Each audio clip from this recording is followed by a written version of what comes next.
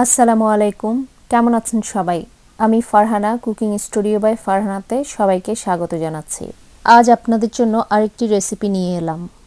আজকের রেসিপিটা হলো গার্লিক অ্যান্ড বাটার চিকেন। এটা বানাতে যেমন সহজ, খেতেও অসাধারণ। এই চিকেনটা পোলাও, পরোটা, নান সব কিছুর সাথে সার্ভ করা যায়। তাহলে চলুন আর কথা না বাড়িয়ে আমরা দেখে নেই গার্লিক অ্যান্ড বাটার চিকেন বানাতে কি কি উপকরণের প্রয়োজন হয়।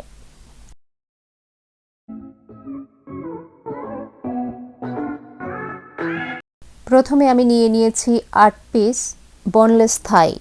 আপনারা চাইলে এখানে চিকেন ব্রেস্টটাও নিতে পারেন, তবে চিকেন ব্রেস্টের থেকে চিকেন থাই বোনলেসটা একটু জুসি হয়ে থাকে। এখন দিয়ে দিচ্ছি আধা টেবিল চামচ লবণ, দিয়ে দিচ্ছি হাফ টেবিল চামচ লাল মরিচের গুঁড়া, যেটা একটু ঝাল সেটা। এখন দিচ্ছি হাফ টেবিল চামচ পাপরিকা, এটা দিয়েছি কালারের জন্য। হাফ টেবিল চামচ দিচ্ছি ধনিয়ার গুঁড়া, হাফ টেবিল চামচ দিচ্ছি জিরার গুঁড়া, গোলমরিচের পাউডার দিচ্ছি হাফ টেবিল চামচ। এখন দিয়ে দিচ্ছি 2 টেবিল চামচ কর্নফ্লাওয়ার। কর্নফ্লাওয়ারটা চিকেনটাকে একটু জুসি করতে আর একটু ক্রিস্পি করতে সাহায্য করে। এখন দিয়ে দিচ্ছি হাফ চা চামচ রসুন বাটা আর হাফ চা চামচ আদা বাটা, আর দিয়ে দিচ্ছি 2 টেবিল চামচ সয়া সস, 3 টেবিল চামচ টমেটো কেচাপ,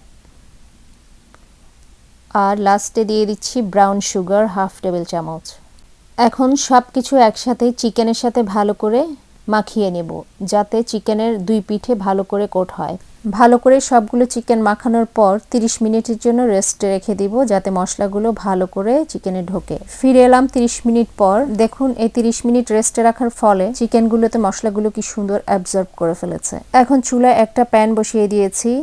প্যানটা গরম হলে দিয়ে দিব 3 টেবিল চামচ বাটার আর 3 টেবিল চামচ অলিভ অয়েল। আপনারা চাইলে নর্মাল তেলও ব্যবহার করতে পারেন। তেলটা একটু গরম হলে দিয়ে দিচ্ছি 2 টেবিল চামচ থাই রেড চিলি আর 3 টেবিল চামচ কুচি করা রসুন। রসুনটা একটু ভাজা হলে একে একে দিয়ে দিব সব চিকেনগুলো। চিকেনগুলোর এক একটা পাশে 5 থেকে 6 মিনিট ভেজে নিব।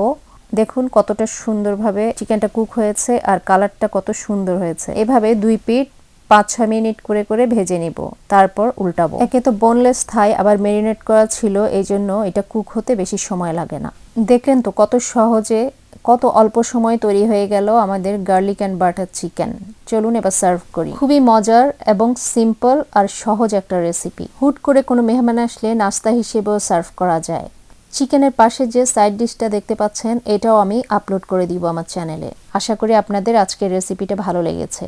যদি ভালো লেগে থাকে একটা লাইক দেবেন, কোনো কিছু জানার থাকলে কমেন্টস বক্সে কমেন্টস করে জানাবেন, আর আমার চ্যানেলটা সাবস্ক্রাইব করে আমার পাশে থাকবেন।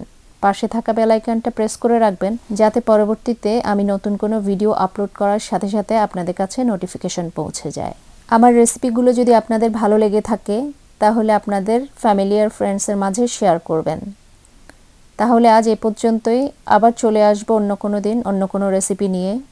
সে পর্যন্ত সবাই ভালো থাকবেন, আমাদের জন্য দোয়া করবেন। আল্লাহ হাফেজ।